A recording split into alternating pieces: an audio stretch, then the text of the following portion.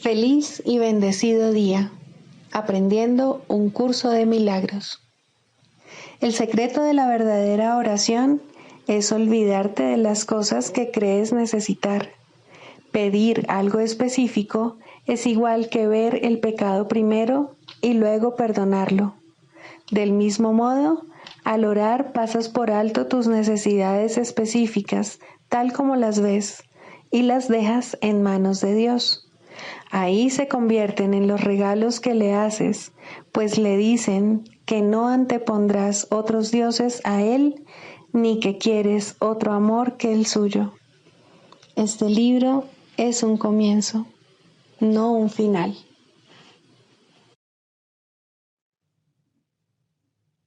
Del prefacio, ¿qué postula?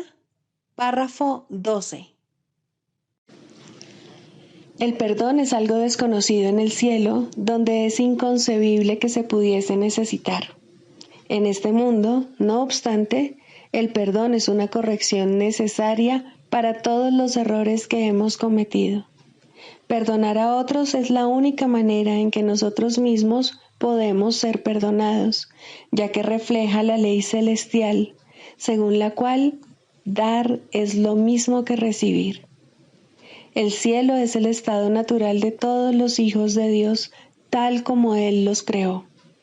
Esa es su realidad eternamente, la cual no ha cambiado porque nos hayamos olvidado de ella. Introducción. Este es un curso de milagros. Es un curso obligatorio.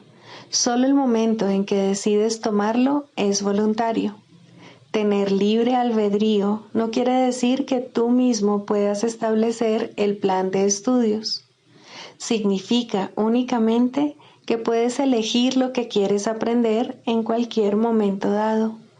Este curso no pretende enseñar el significado del amor, pues eso está más allá de lo que se puede enseñar.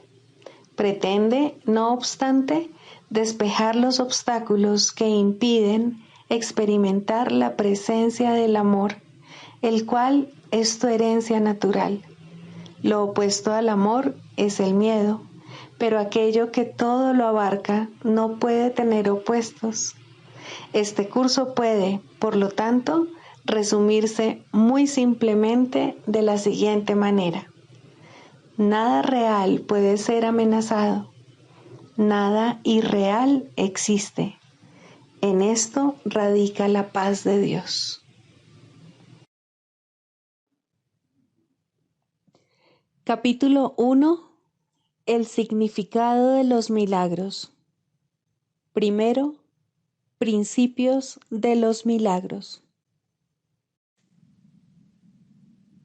Principio 7. Todo el mundo tiene derecho a los milagros, pero antes es necesaria una purificación.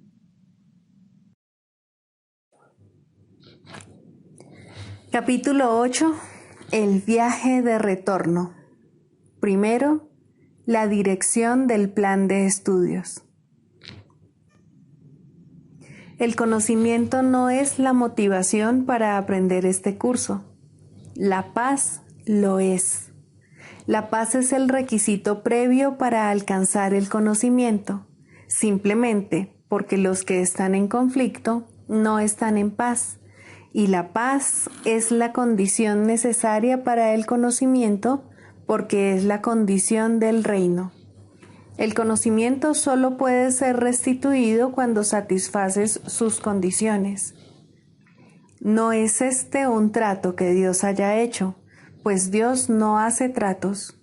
Es simplemente el resultado del uso incorrecto que has hecho de sus leyes, en nombre de una voluntad imaginaria que no es la suya. El conocimiento es su voluntad. Si te opones a su voluntad, ¿cómo vas a poder gozar de conocimiento? Te he dicho lo que el conocimiento te ofrece, pero tal vez aún no lo consideres algo enteramente deseable, pues, de lo contrario, no estarías tan dispuesto a descartarlo cuando el ego te pide que le seas leal. Las distracciones del ego tal vez parezcan interferir en tu aprendizaje, pero el ego no tiene realmente ningún poder para distraerte a menos que tú se lo confieras. La voz del ego es una alucinación. No puedes esperar que te diga no soy real. No obstante, no se te pide que desvanezcas tus alucinaciones por tu cuenta. Se te pide simplemente que las evalúes a la luz de los resultados que te aportan. Si dejas de desearlas debido a la pérdida de paz que te ocasionan, serán eliminadas de tu mente. Cada vez que respondes a la llamada del ego, estás haciendo un llamamiento a la guerra, y la guerra ciertamente te priva de la paz. Mas en esta guerra no hay adversario. Esta es la reinterpretación de la realidad que tienes que hacer para asegurar tu paz, y la única que jamás necesitas hacer. Los que percibes como adversarios forman parte de tu paz, a la cual renuncias cuando los atacas. ¿Cómo se puede tener aquello a lo que se renuncia? Compartes para tener, pero no renuncias a lo que compartes. Cuando renuncias a la paz, te excluyes a ti mismo de ella. Es esta una condición tan ajena al reino que te es imposible entender el estado que prevalece dentro de él. Lo que aprendiste en el pasado tiene que haberte enseñado lo que no te convenía, por la sencilla razón de que no te hizo feliz. Solo por eso debería ponerse en duda su valor. Si el propósito del aprendizaje es producir cambios, y ese es siempre su propósito, ¿te sientes satisfecho con los cambios que tu aprendizaje ha producido en ti? Si no estás contento con lo que aprendiste, es señal evidente del fracaso de dicho aprendizaje, ya que significa que no conseguiste lo que deseabas. El plan de estudios de la expiación es el opuesto al que tú elaboraste para ti, y lo mismo se puede decir de su resultado. Si el resultado de tu plan de estudios te ha hecho feliz y deseas otro diferente, obviamente es necesario que se efectúen cambios en el plan de estudios. El primer cambio que debe efectuarse es un cambio de dirección. El plan de estudios que tenga sentido no debe ser inconsistente. Si lo planean dos maestros que creen en ideas diametralmente opuestas, no puede ser un plan integrado.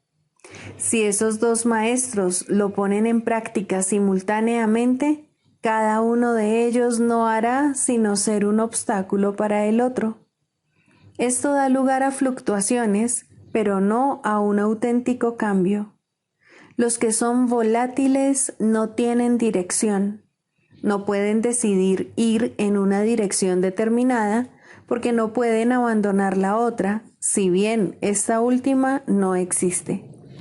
Su plan de estudios conflictivo les enseña que todas las direcciones existen y no les proporciona ninguna base racional sobre la que fundar su elección.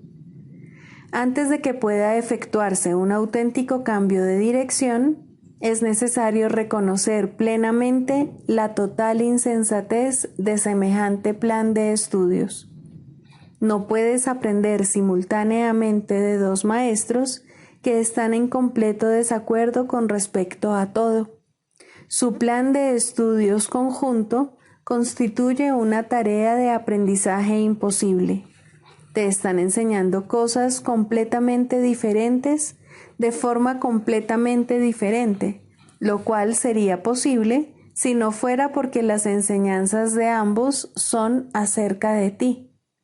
Ninguno de ellos puede alterar tu realidad, pero si los escuchas a los dos, tu mente estará dividida con respecto a lo que es tu realidad.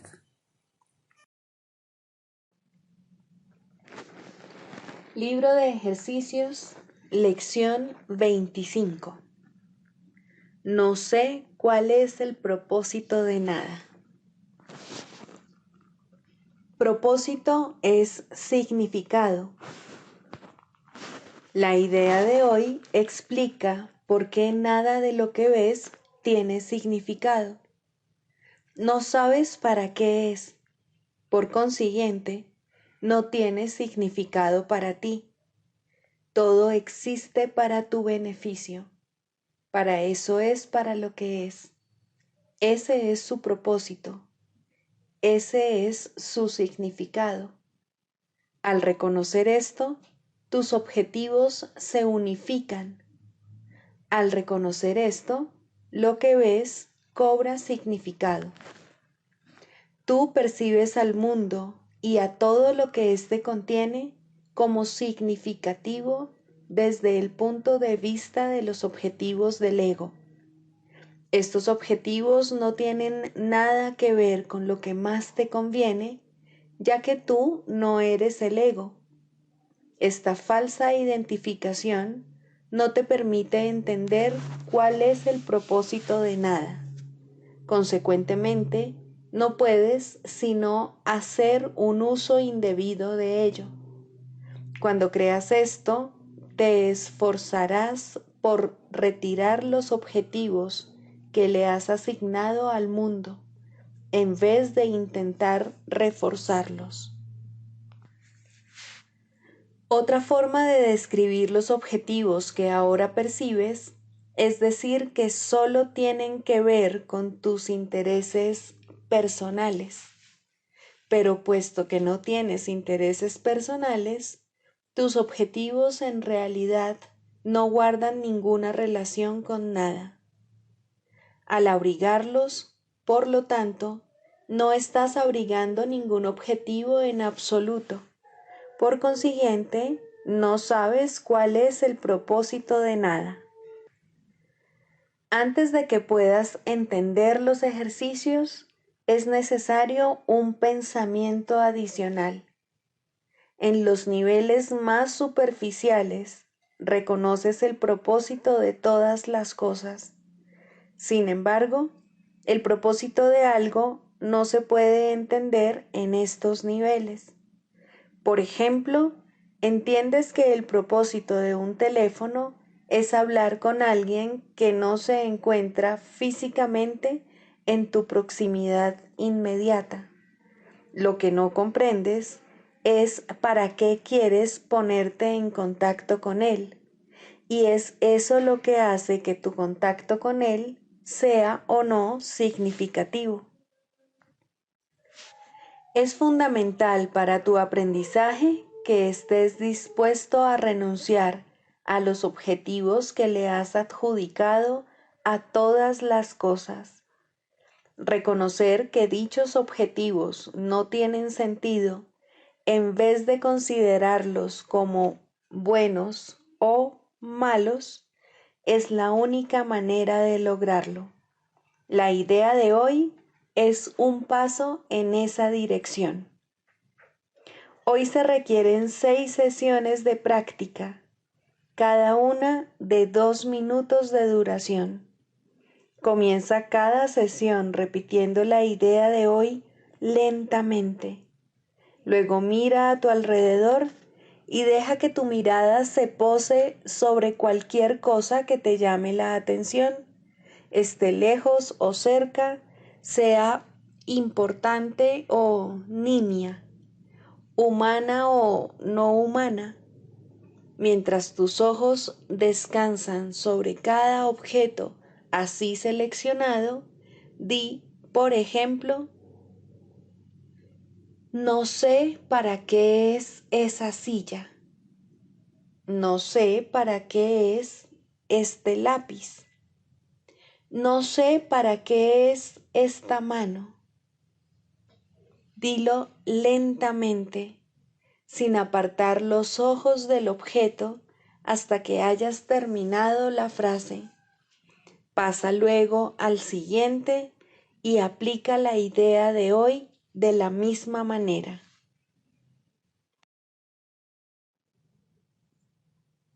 Del manual para el maestro, pregunta 4. ¿Cuáles son las características de los maestros de Dios? 5. Júbilo. El júbilo es el resultado inevitable de la mansedumbre. La mansedumbre significa que el miedo es ahora imposible. ¿Qué podría entonces obstaculizar el júbilo? Las manos abiertas de la mansedumbre están siempre colmadas. Los mansos no experimentan dolor, no pueden sufrir. ¿Cómo no habrían de ser felices? Están seguros de que son amados y de que, por lo tanto, están a salvo. El júbilo va unido a la mansedumbre, tan inevitablemente como el pesar acompaña al ataque. Los maestros de Dios confían en Él y están seguros de que su Maestro va delante de ellos, asegurándose de que no les acontezca ningún daño. Disponen de sus dones y siguen su camino, porque la voz de Dios los dirige en todo. El júbilo es su himno de gratitud, y Cristo los contempla también con agradecimiento. La necesidad que Él tiene de ellos es tan grande como la que ellos tienen de Él. Qué gozo tan inmenso compartir el propósito de la salvación.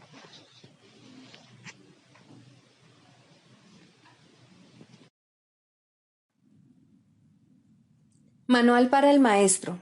25.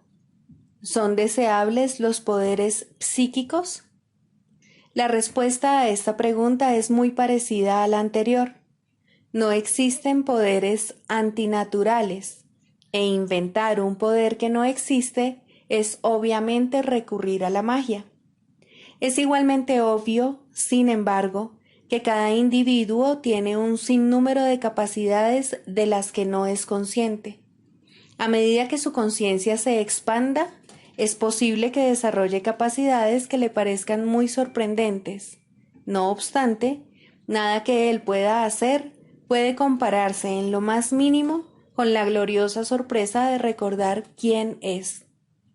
Si deja que todo su aprendizaje y todos sus esfuerzos se dirijan hacia esa gran sorpresa final, no querrá que las pequeñas sorpresas que se puedan presentar en el camino lo retrasen.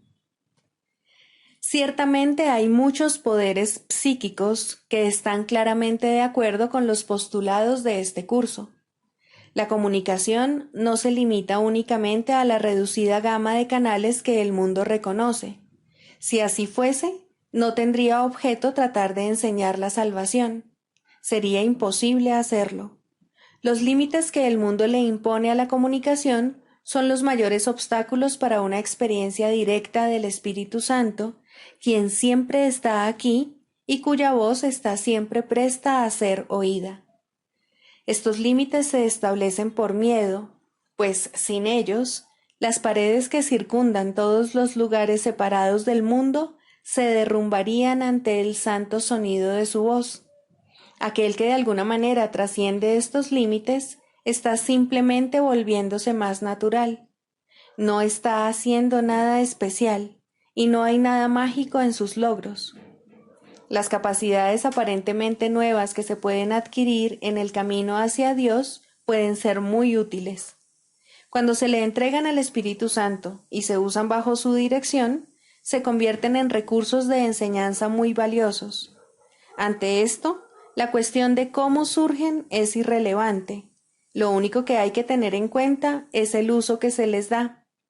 Si se consideran como fines en sí mismas, independientemente de cómo se haga esto, el progreso se demorará. Su valor no reside tampoco en que prueben nada, ni en que sean logros del pasado, conexiones insólitas con lo invisible o favores especiales de Dios. Dios no hace favores especiales, y nadie tiene ningún poder que los demás no posean. La posesión de poderes especiales solo se puede demostrar mediante el uso de trucos mágicos. Nada que sea genuino se puede usar para engañar. El Espíritu Santo es incapaz de engañar y solo puede valerse de capacidades genuinas. Lo que se usa con fines mágicos no le sirve a él, y lo que él usa no se puede emplear para la magia. Existe, sin embargo, una atracción especial por las capacidades poco usuales que las hace curiosamente tentadoras. Estos poderes son los que el Espíritu Santo quiere y necesita, mas el ego ve en estos mismos poderes una oportunidad para vanagloriarse. Cuando los poderes se convierten en debilidades, es ciertamente trágico. Lo que no se le entrega al Espíritu Santo no puede sino entregársele a la debilidad, pues lo que se le niega al amor se le da al miedo, y como consecuencia de ello será temible. Incluso aquellos que han dejado de valorar las cosas materiales del mundo pueden dejarse engañar por los poderes psíquicos. Al dejar de interesarse por los regalos materiales del mundo, el ego se ve seriamente amenazado, mas todavía puede ser lo suficientemente fuerte como para recobrarse valiéndose de esta nueva tentación a fin de recuperar su fuerza mediante el engaño. Muchos en esta situación no se han percatado de las defensas del ego, si bien no es que éstas sean precisamente sutiles. Sin embargo, mientras se tenga el más mínimo deseo de ser engañado, el engaño se producirá fácilmente. Ahora el poder deja de ser una facultad genuina y ya no se puede contar con él. Es casi inevitable que el individuo refuerce las incertidumbres que tiene acerca de su poder, engañándose cada vez más a sí mismo, a no ser que cambie de parecer con respecto a su propósito. Cualquier capacidad que alguien desarrolle tiene el potencial de hacer bien. En esto no hay excepciones. Y cuanto más insólito e inesperado sea el poder, mayor será su potencial para ayudar. La salvación tiene necesidad de todas las capacidades, pues lo que el mundo quiere destruir, el Espíritu Santo lo quiere restaurar. Se han usado las facultades psíquicas para invocar al demonio, lo cual no hace otra cosa que reforzar al ego. Mas estas facultades pueden ser también un canal de esperanza y curación si se ponen al servicio del Espíritu Santo. Aquellos que han desarrollado poderes psíquicos no han hecho sino permitir que se erradiquen de sus mentes algunas de las limitaciones que ellos mismos les habían impuesto. Si utilizan esta mayor libertad para aprisionarse aún más, no hacen sino imponerse mayores limitaciones. El Espíritu Santo tiene necesidad de esos dones, y quienes se los ofrecen a Él y solo a Él, caminan con la gratitud de Cristo en sus corazones y con su santa visión siguiéndoles muy de cerca.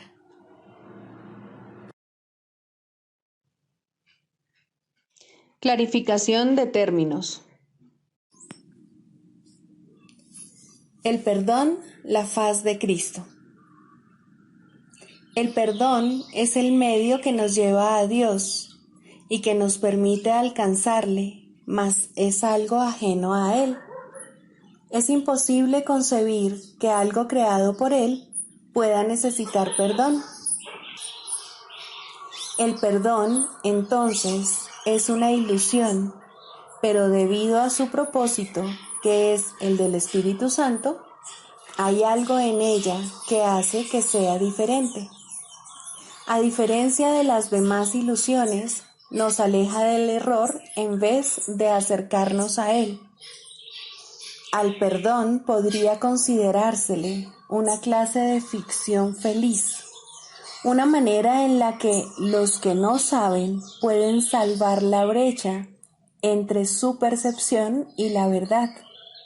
No pueden pasar directamente de la percepción al conocimiento, porque no creen que esa sea su voluntad. Esto hace que Dios parezca ser un enemigo en lugar de lo que realmente es, y es precisamente esta percepción de mente la que hace que no estén dispuestos a simplemente ascender y retornar a Él en paz. Y de este modo necesitan una ilusión de ayuda. porque se encuentran desvalidos, un pensamiento de paz porque están en conflicto. Dios sabe lo que su Hijo necesita antes de que Él se lo pida. Dios no se ocupa en absoluto de la forma, pero al haber otorgado el contenido, su voluntad es que se comprenda, y eso basta. Las formas se adaptan a las necesidades, pero el contenido es inmutable, tan eterno como su Creador. Antes de que el recuerdo de Dios pueda retornar, es necesario ver la faz de Cristo. La razón es obvia. Para ver la faz de Cristo se requiere percepción. El conocimiento no es algo que se pueda ver, pero la faz de Cristo es el gran símbolo del perdón, es la salvación, es el símbolo del mundo real. El que la ve deja de ver el mundo. Está tan cerca ya del umbral del cielo como es posible estar mientras aún esté afuera. Mas desde ahí, un paso más basta para entrar. Es el paso final, y ese se lo dejamos a Dios. El perdón es un símbolo también, pero en cuanto que símbolo exclusivo de la voluntad del Padre, no puede ser dividido. Y así, la unidad que refleja se convierte en su voluntad. Eso es lo único que aún está en el mundo en parte y que, al mismo tiempo, es el puente que conduce al cielo. La voluntad de Dios es lo único que existe. Lo único que podemos hacer es pasar de la nada al todo, del infierno al cielo. ¿Es esto una jornada? No, en verdad no lo es, pues la verdad no va a ninguna parte. Pero las ilusiones cambian según el lugar o la época. El paso final no es más que otro cambio. Por ser una percepción, es en parte irreal. Sin embargo, esa parte desaparecerá. Lo que entonces quedará será la paz eterna y la voluntad de Dios. Ahora ya no hay deseos, pues los deseos cambian. Incluso lo que una vez se deseó puede volverse indeseable. Esto es así porque el ego jamás puede estar en paz, pero la voluntad es constante por ser el don de Dios, y lo que Él da es siempre como Él mismo. Este es el propósito de la faz de Cristo. Es el regalo de Dios para la salvación de su Hijo. Contempla únicamente esto y habrás sido perdonado. Cuán hermoso se vuelve el mundo en ese instante en el que ves la verdad acerca de ti mismo reflejada en Él. Ahora estás libre de pecado y contemplas tu impecabilidad. Ahora eres santo y así lo percibes.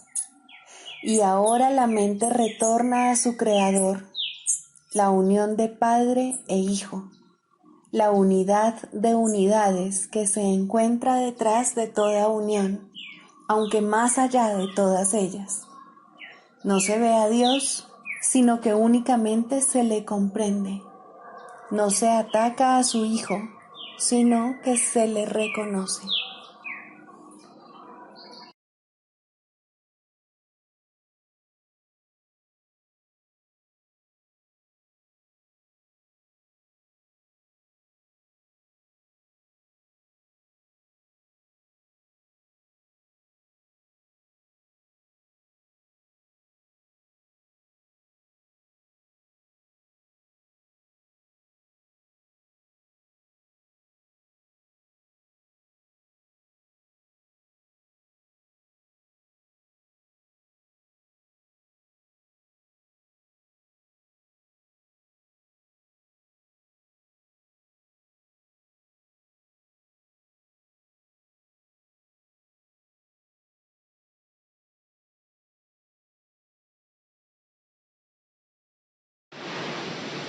La práctica de la psicoterapia. Segundo, ¿es la psicoterapia una profesión? Estrictamente hablando, la respuesta es no. ¿Cómo podría considerarse exclusiva una profesión que todo el mundo desempeña? ¿Qué límites podría imponerse a una interacción en la que cada quien es a la vez paciente y terapeuta en toda relación en la que forma parte? Sin embargo, desde un punto de vista práctico, se puede decir que hay algunas personas que se dedican fundamentalmente a alguna u otra forma de curación como su tarea principal. Y es a ellos a los que un gran número de personas acude en busca de ayuda. Esa es, en efecto, la práctica de la terapia. Ellos son, por consiguiente, los ayudantes oficiales. Están dedicados a satisfacer ciertas clases de necesidad en sus actividades profesionales, aunque pueden ser maestros mucho más capaces fuera de ellas. Ellos no necesitan, evidentemente, pautas específicas, pero se les puede pedir que utilicen ciertas aplicaciones de los principios generales que rigen la curación. En primer lugar, el terapeuta profesional se encuentra en una disposición idónea para demostrar que no hay grados de dificultad en la curación. No obstante, para poder hacer esto, necesita un adiestramiento especial, puesto que el aprendizaje mediante el cual se convirtió en terapeuta probablemente le enseñó poco o nada acerca de los verdaderos principios de la curación. De hecho, probablemente le enseñó cómo imposibilitarla. La mayoría de las enseñanzas del mundo siguen un programa de estudio en cómo juzgar con miras a hacer del terapeuta un juez. Más aún de esto, se puede valer el Espíritu Santo y a la menor invitación lo hará.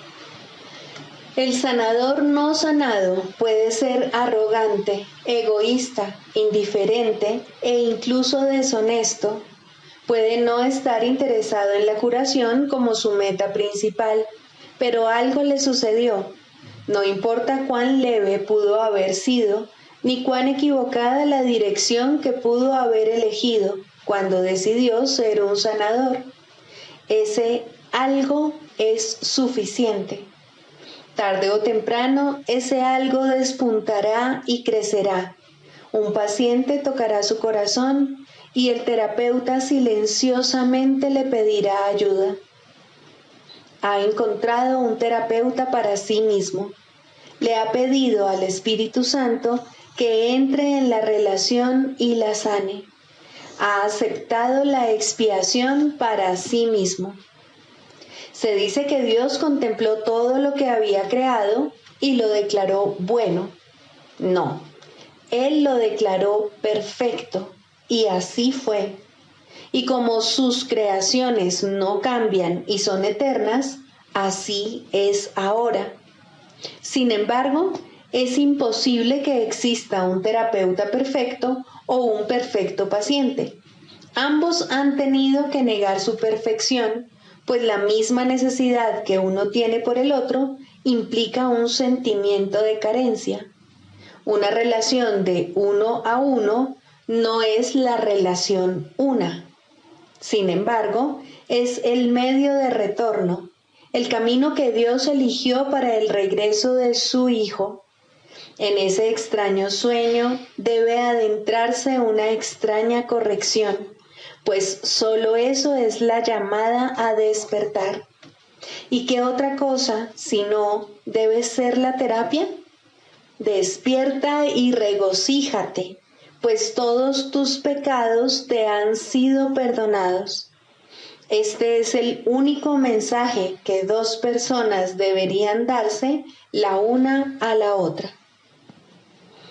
Algo bueno debe resultar de todo encuentro entre paciente y terapeuta, y ese algo bueno se salvaguarda para los dos hasta el día en que ambos puedan reconocer que solo eso fue real en su relación. En ese momento, Lo bueno se les devuelve, bendecido por el Espíritu Santo, como regalo de parte de su Creador y como muestra de su amor, pues la relación terapéutica debe llegar a ser como la relación entre el Padre y el Hijo. No hay otra, porque no hay nada más. Los terapeutas de este mundo no esperan ese resultado, y muchos de sus pacientes serían incapaces de aceptar su ayuda si ese fuese el caso. No obstante, ningún terapeuta establece realmente el objetivo de las relaciones de las que forma parte. Su comprensión comienza con este reconocimiento y continúa a partir de ahí. En el instante en que el terapeuta se olvida de juzgar al paciente, es cuando tiene lugar la curación. Algunas relaciones jamás llegan a ese punto, aun cuando tanto paciente como terapeuta pueden cambiar sus sueños en el proceso. Sin embargo, no será el mismo sueño para ambos, y por ende, no es el sueño del perdón en el que ambos despertarán algún día. Lo bueno se salvaguarda, de hecho se atesora, pero es poco el tiempo que se ahorra. Los nuevos sueños perderán su atracción temporal y se convertirán en sueños de miedo, que es el contenido de todos los sueños. No obstante, ningún paciente puede aceptar más de lo que está listo para recibir, y ningún terapeuta puede ofrecer más de lo que cree tener. Por lo tanto, hay un lugar para todas las relaciones de este mundo, y aportarán tanto bien como cada una pueda aceptar y utilizar. De todos modos, la curación tiene lugar cuando cesa todo juicio, porque solo entonces se puede entender que no hay grados de dificultad en la curación. Este entendimiento es crucial para el sanador sanado. Ha aprendido que no es más difícil despertar a un hermano de un sueño que de otro. Ningún terapeuta profesional puede mantener este entendimiento todo el tiempo en su mente y ofrecérselo a todo el que acude a él. Hay algunos en este mundo que casi lo han logrado, pero no han aceptado el regalo del todo para poder permanecer aquí y dejar que su comprensión permanezca en la tierra hasta el final de los tiempos. Realmente no se les debe llamar terapeutas profesionales. Son los santos de Dios. Son los salvadores del mundo. Su imagen ha de permanecer porque así lo eligieron. Toman el lugar de otras imágenes y su ayuda llega en forma de tiernos sueños. Una vez que el terapeuta profesional se ha dado cuenta de que las mentes están unidas, puede también reconocer que el concepto de grados de dificultad en la curación no tiene sentido. No obstante, mucho antes de que llegue a este entendimiento con el tiempo, puede encaminarse hacia él, y son muchos los instantes santos que pueden ser suyos a lo largo del camino. Una meta marca el final de una jornada, no el comienzo, y a medida que se alcanza cada meta, otra puede vislumbrarse más adelante. La mayoría de los terapeutas profesionales apenas se encuentran al comienzo de la fase inicial de la primera jornada. Incluso aquellos que han comenzado a comprender lo que deben hacer pueden oponerse a dar el primer paso. Sin embargo, todas las leyes de la curación pueden ser suyas en un solo instante. La jornada no es larga excepto en sueños. El terapeuta profesional posee una ventaja que puede ahorrarle una enorme cantidad de tiempo si la usa adecuadamente. Ha elegido una senda en la que existe una gran tentación a hacer un mal uso de su papel. Si escapa a la tentación de asumir una función que no le ha sido dada, podrá superar muchos obstáculos a la paz con bastante rapidez. Para entender que no hay grado de dificultad en la curación, tiene que reconocer también su igualdad con el paciente. No hay términos medios en esto. O bien son lo mismo o bien no lo son. Los intentos de los terapeutas de transigir con respecto a esto son extraños en verdad. Algunos utilizan la relación únicamente con el fin de coleccionar cuerpos para que les rindan culto en sus santuarios y ven esto como una curación. Muchos pacientes también consideran este extraño procedimiento como la salvación. Aún así, en cada encuentro hay uno que dice: hermano mío, elige de nuevo. No olvides que cualquier forma de especialismo debe ser defendida y lo será. El terapeuta que camina sin defensas dispone de la fortaleza de Dios, pero el terapeuta que anda a la defensiva ha perdido de vista la fuente de su salvación. Él ni ve ni oye. ¿Cómo puede entonces enseñar? Puede hacerlo porque la voluntad de Dios es que Él ocupe su puesto en el plan para la salvación, porque es la voluntad de Dios que ayude a su paciente a unirse a Él allí, y porque su incapacidad para ver y oír no limita al Espíritu Santo en modo alguno, excepto en el tiempo, pues en el tiempo puede haber un gran intervalo entre el ofrecimiento y la aceptación de la curación. Este es el velo que cubre la faz de Cristo, pero no puede ser sino una ilusión, porque el tiempo no existe y la voluntad de Dios ha sido siempre exactamente como es.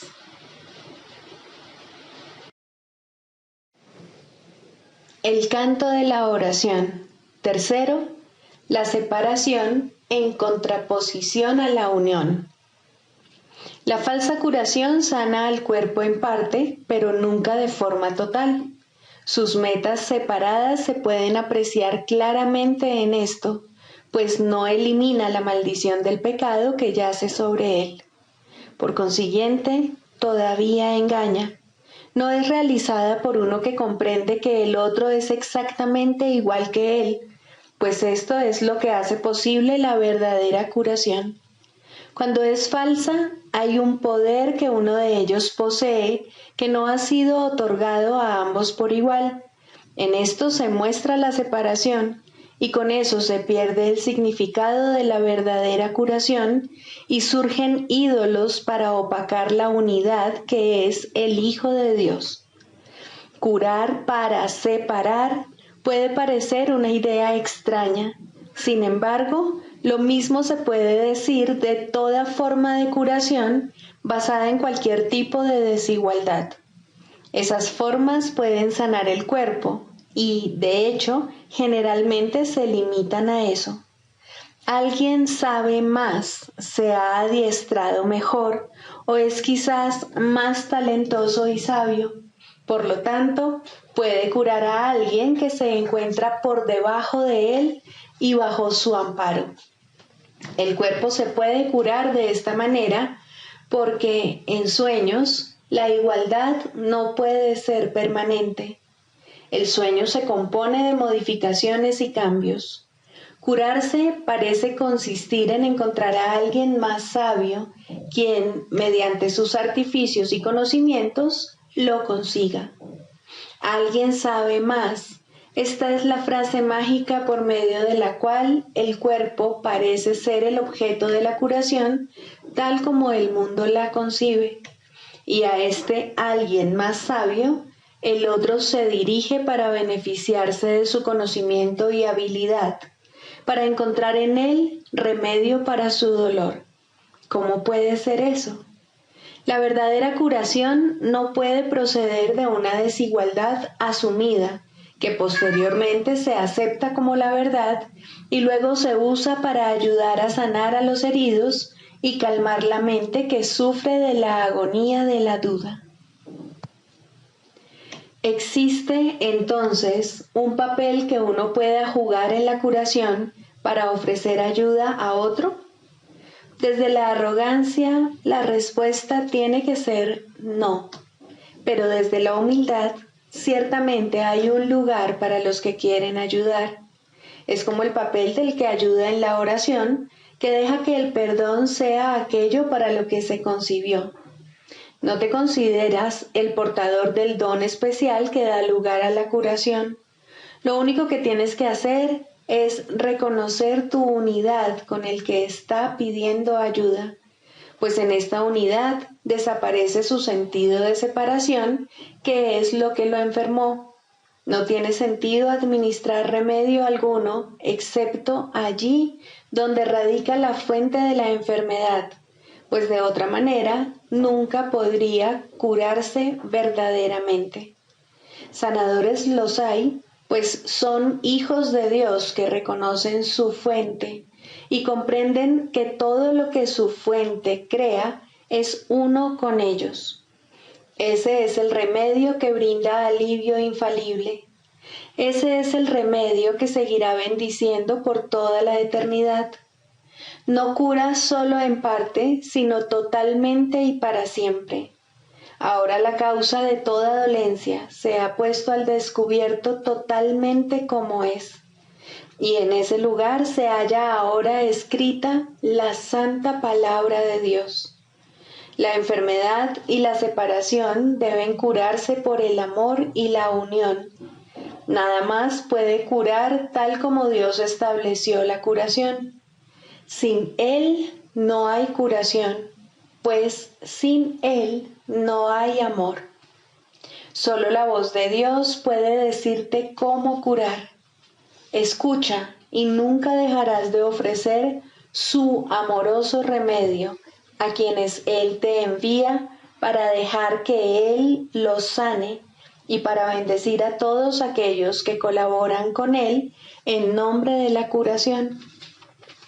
El cuerpo sanará porque la causa de su enfermedad ha desaparecido y ahora, al no tener causa alguna, no puede volver a presentarse en otra forma.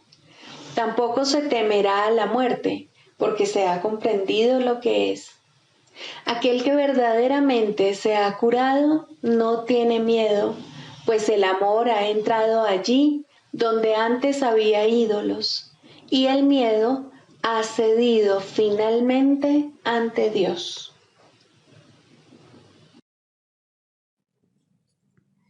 Sigamos a Jesús haciendo del perdón algo tan natural como respirar y algo tan vital como el aire. Amén.